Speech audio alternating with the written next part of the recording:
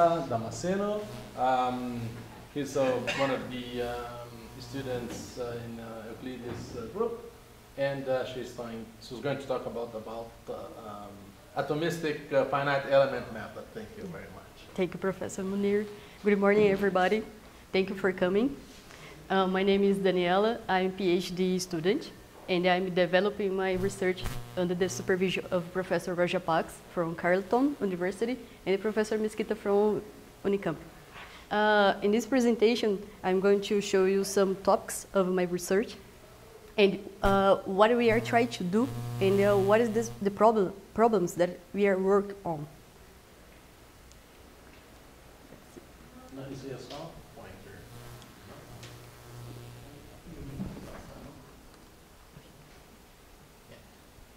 Overview of the presentation. I'm going to start with the motivation and show the examples that we wanted to study and show one really the main point of my research that in the future try to mix one method that is possible to work in macro scale and in nanoscale. And then, as I said, if I want to mix one method in nanoscale and the macro scale, I'm going to give you one idea what is this method in macro scale and nanoscale, and then show what it's not working more.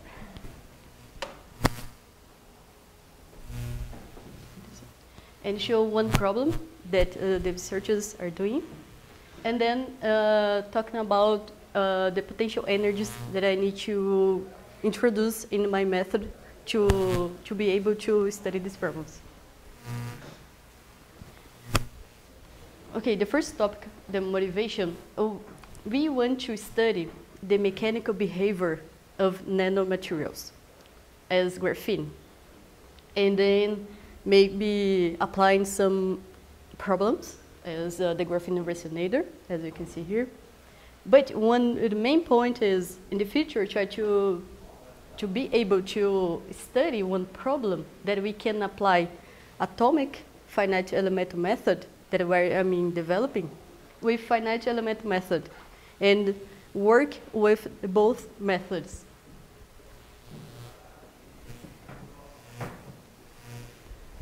Okay, I'm going to give you one idea what is finite element method and how it's possible to work and with the both methods. What they have in similar that it's possible to work with the both. Okay, finite element method is a numerical method for solving problems in engineering science and used to solve problems with complex shape, boundary conditions, and mechanical and material behavior. When you have a problem, first you define your problem, you define your structure. Here I have one example, really simple. And then you subdivide this problem in finite elements, as you can see here. These finite elements can be like this or this or this. You will decide this based on the problem you are working on. And then the finite element method converts this continuous equation to discrete equation in this form. Here we have the stiffness matrix. That is a matrix which relates the first vector with displacement vector. This is a displacement vector, and this is the first vector. Each finite element has one stiffness matrix for each.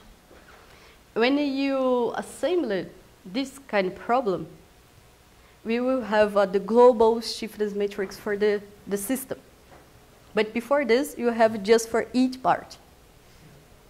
So atomic scale finite element method share the same idea.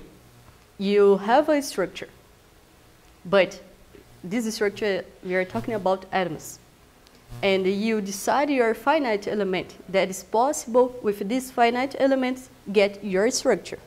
And then you define a stiffness matrix and first vector for that structure, and then assemble the problem. You have the global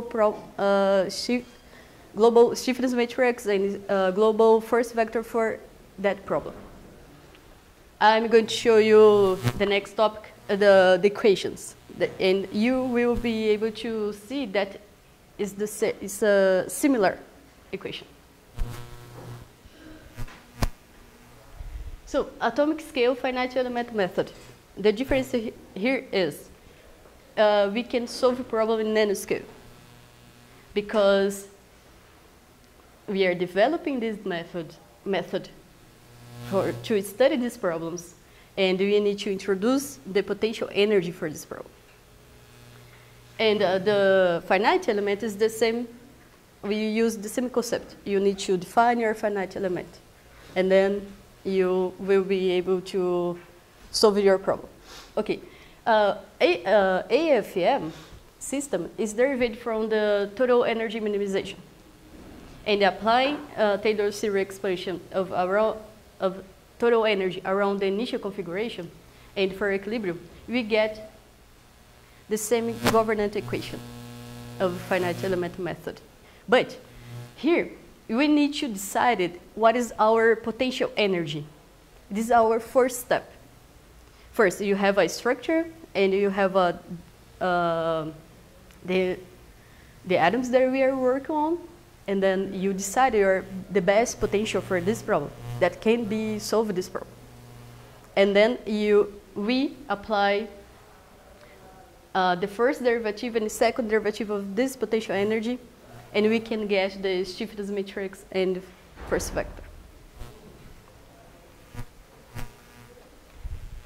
Here, you can, this example I took from this paper, and here, what they are doing, considering this beam, and they are fixing these two edges, and applying one external force here. What they doing was, they applied atomic scale finite element on this part, and the other part, finite element method. Why they're doing this? Because they are trying to, first, save computational time, and second, the precision that they are looking for, it's here.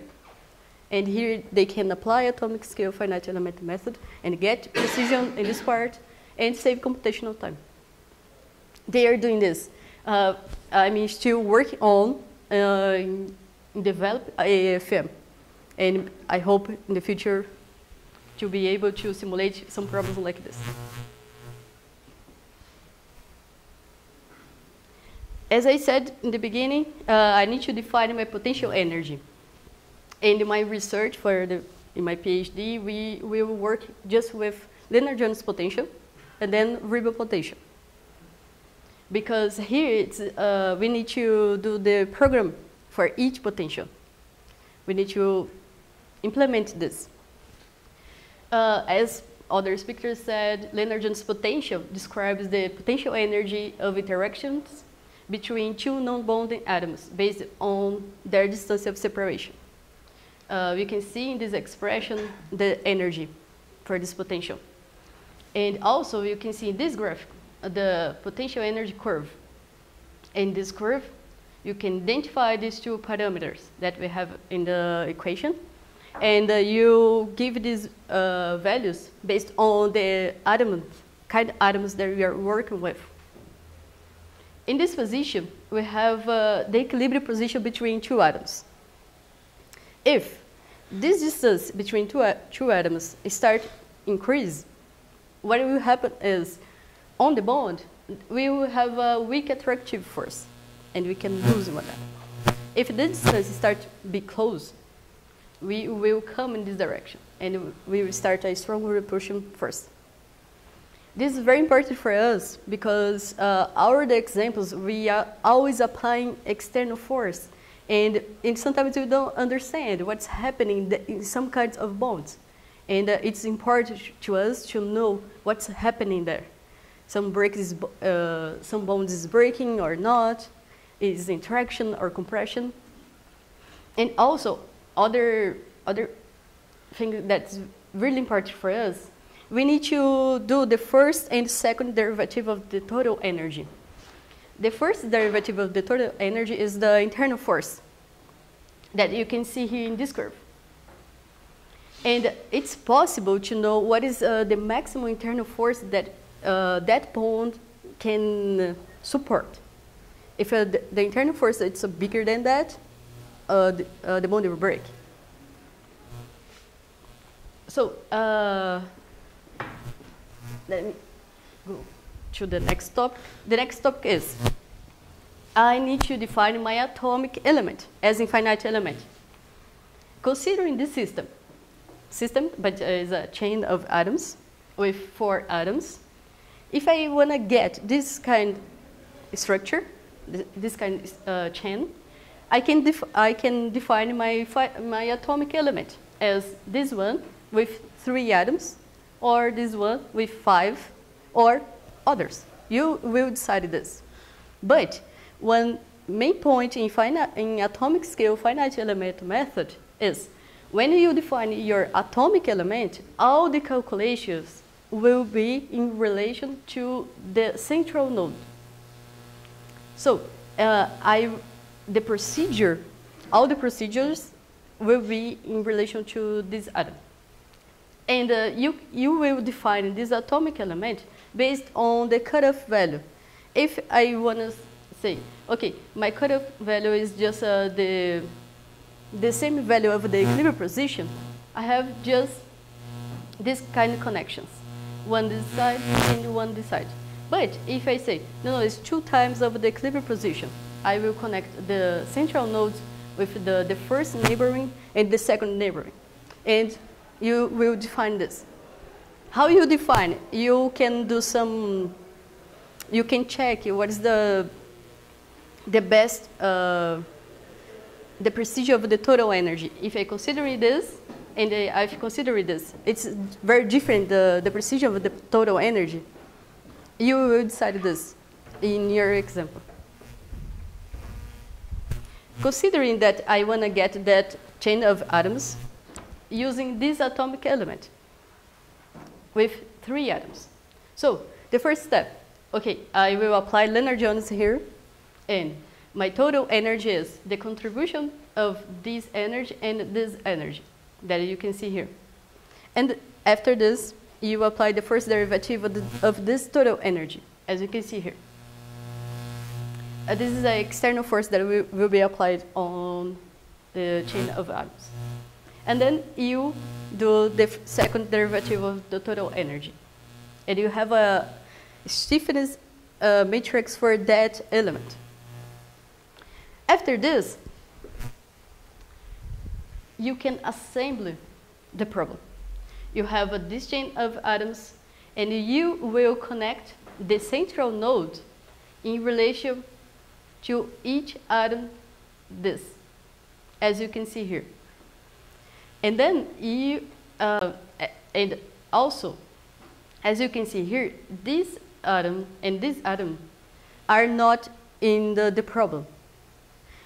I will not take into account the contribution of the energy of these 2 atoms. I will eliminate the contribution of these 2. And then I will assemble this problem. Each element this has a stiffness matrix. And I will assemble this problem and get the final problem, the global stiffness matrix for the structure and the global force vector for the structure. And then I can apply the boundary conditions. For example, here I'm fixing in X and in Y direction on the atom number 1, and then I can apply external force or displacement. Other example is the 2D case. We have this structure.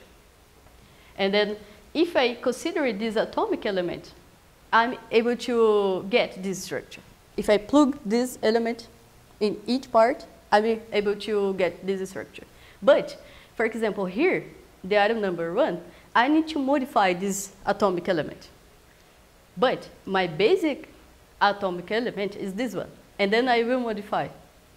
For this case, for example, the 6th one, it's this kind. What is the difference? When I do this, what's happening? My total energy will change. I will not take into account the energy of the other connections. And then I will get my stiffness matrix and the first vector for each, and then assemble the problem. Excuse me. What you do is the calculation of the whole system we have there. So you slide what you call the element, the star. You slide one element to the right, and you calculate all the forces again. You slide one to the right, calculate all the forces in the element. For example, here, Yeah. So it's this one, for example. Right. Right. Mm-hmm. So we would also calculate For the this? contributions of one element that's centered on the 16, for example. Mm-hmm.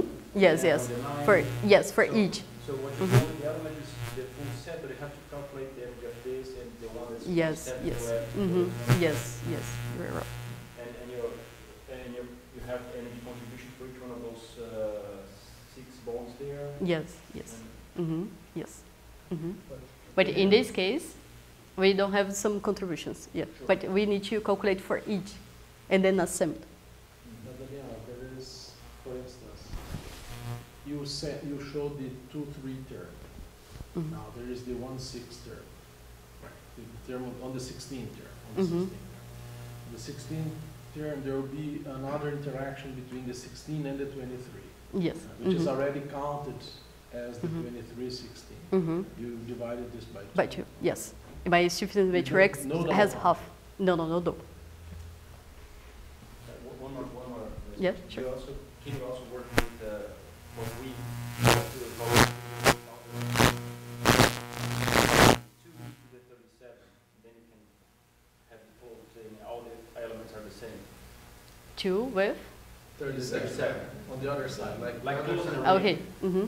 Like close in a ring, and then all the elements. They do this as well? I'm not sure. Could you repeat again? It's, Yeah. no, it's possible, but for now, I'm just not connected. Yeah. So this was one idea using Lennard-Jones, how we can get the energy for that kind of atomic element. The other potential that we are working with is the Ribble potential. The Ribble potential is based on the Tsarov potential and describes the intermolecular interactions in carbon and hydrocarbon materials. The expression for this energy is this one. And this is the function, the cutoff function that we say, okay, we have the connection between 2 atoms or not, based on the distance of separation. And you have this part that is the proportional part and the attractive part, and this term B that connect one atom with the other 2, based on the angle between them. For this case, we are able to study the graphene sheet, for example. And considering this structure, the basic atomic element is this one.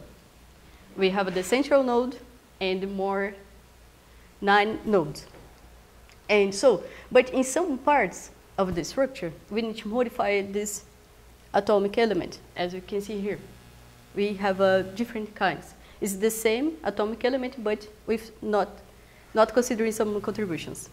So in Lennard-Jones, it's easier to see what is, I will not take into account this energy contribution, but here in Ribble, it's more complex, the problem. How you say, okay, we don't have the contribution of just this connection. What will change? Where I need to study and eliminate the contribution. In the term B, that will connect this atom with these other 2 based on the angle separation, that will change. Considering this example, I have the connection between the atom 5, 1, and 8 based on this angle, and then I have the connection between 1, 5, 1, 5, 1, and 2 based in this angle. But when I come here and see 1, 5, 7, and then 1, 5, I don't have the 6 one here. I will not take into account this part in my calculation. And here you can see the comparison between AFM and MD of the total energy for these kind of elements. And they have a good agreement. What is very important in this part? Because all our calculation is from the total energy. If we are not taking out this kind of contribution, our final calculation will have mistakes. So, what is this MD result? I lost this. I get these results for this atomic element from MD and from AFM. And then I calculated the total energy for this kind of element from MD and from AFM. Yeah, that's what does MD mean? So it's a Lamb's result. Yeah, okay. yeah. The one on top is just the term? I'm applying the MD to study this problem using the river potential. Okay, and compared to what? And comparing with AFM, yes.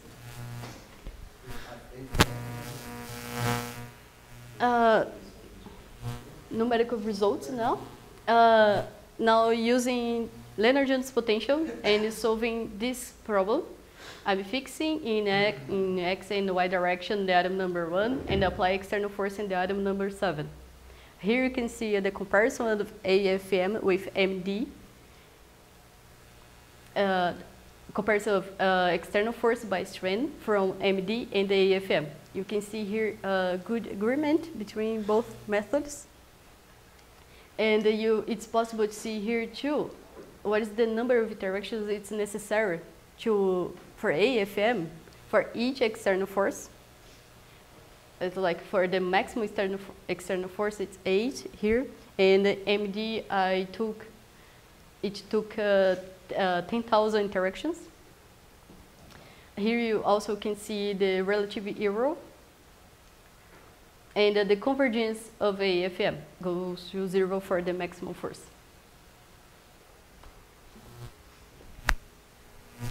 This example is just to validate my AFM with MD.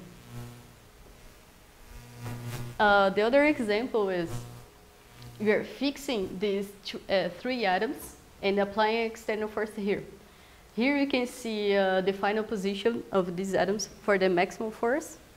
And here we can see the comparison of external force by strain from AFM and MD, and the convergence of AFM when we apply the maximum force.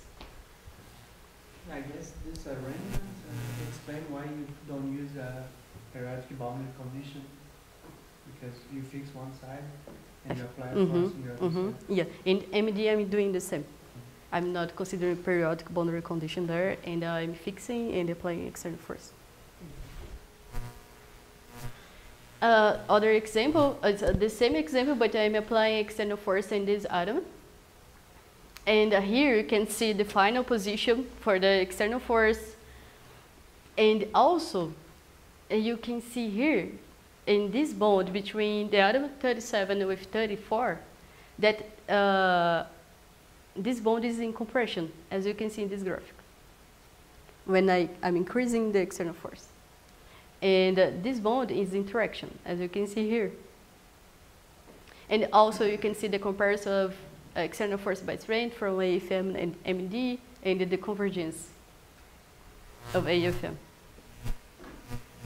My acknowledgements to CAPS and PK, CEPID, and everybody. Thank you.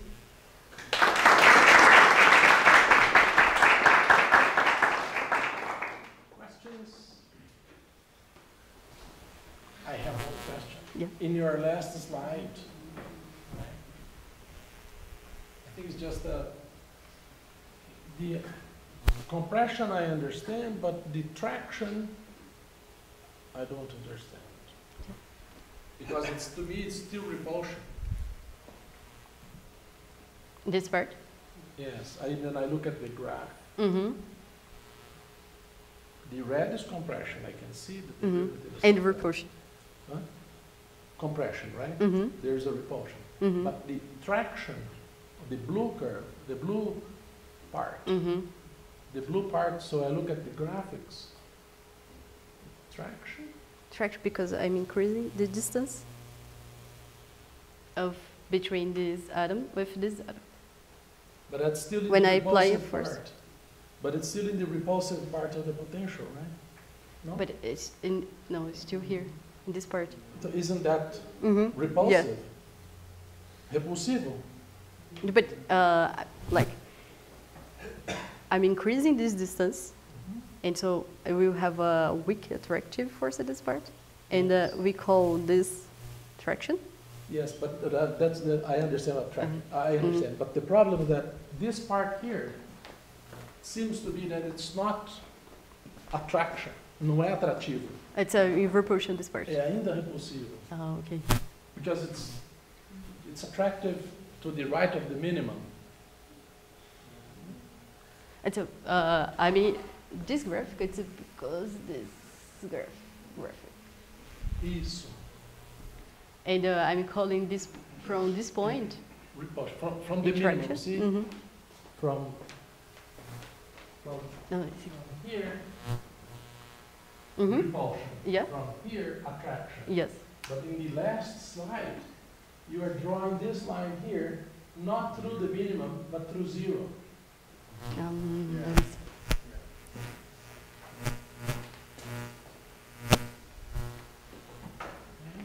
Okay, I see. The vertical line. Mm-hmm. Okay, thank you. So there is I did. something. I will think about. Okay. The Questions? minimum energy is after the end of the blue line. This is the right side. Ela ainda está do lado repulsivo. I see. I think maybe how I'm trying to show You it's not. just got the drawing, Yeah. the drawings. Okay. The Okay. drawings that. Okay. Thank you. Further questions? If not, thank you.